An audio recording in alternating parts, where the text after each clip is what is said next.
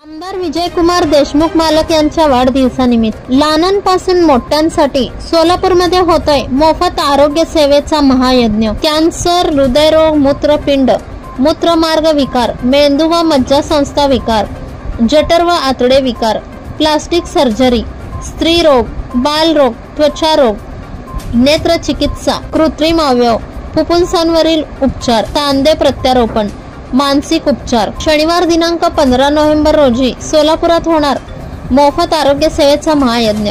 तरी सोलापुरातील सर्व नागरिकांनी या शिबिराचा लाभ घ्यावा असे आवाहन प्रवीण दर्गो पाटील मित्र परिवार यांनी केली आहे। पुणे आणि सोलापुरातील काही डॉक्टरांचा संच एकत्र करून आदरणीय विजयकुमार देशमुख मालक यांच्या वाढदिवसानिमित्त 15 तारखेला आपल्या मंगल कार्यालयामध्ये महावीर मंगल कार्यालय येथे या ठिकाणी उपलब्ध होणार आहे। आणि सोलापुरात या योजनेचा जर फायदा बघितला तर ही प्रथम वेळा ही सोलापुरात ही योजना आपण राबवतो आहोत। तर याच्या अगोदर सगळे आरोग्य शिबिर झाले, पण महात्मा फुले आणि प्रधानमंत्री जन आरोग्य योजनेच्या अंतर्गत ही प्रथम मला वाटतं की पहिल्यांदा ही योजना या ठिकाणी आपण राबवू लागलो।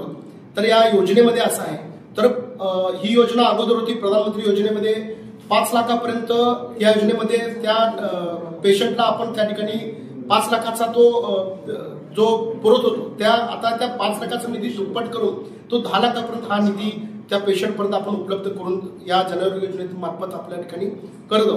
तर ती योजना अगोदर 5 लाखापर्यंतच होती।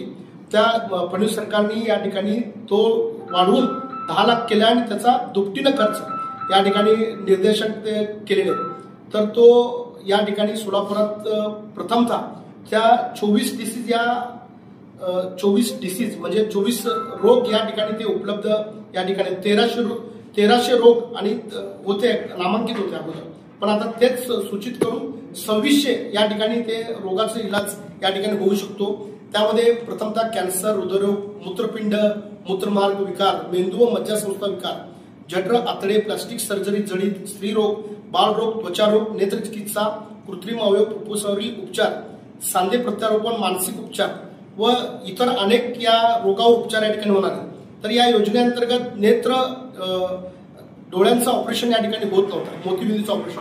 तर आपण काय केलं, मुख्यमंत्री सहायता निधीमधून त्यासाठी पण आपण या ठिकाणी उपलब्ध करून हाही रोगाचा निदान व्हावं त्या उद्देशाने तोही केलेला आहे।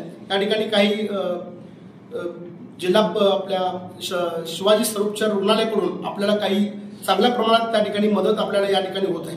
तर दिव्यांगांना किंवा चष्मा वाटप वगैरे अशा अनेक गोष्टी या ठिकाणी होत आहेत। त्यासाठी आपल्याला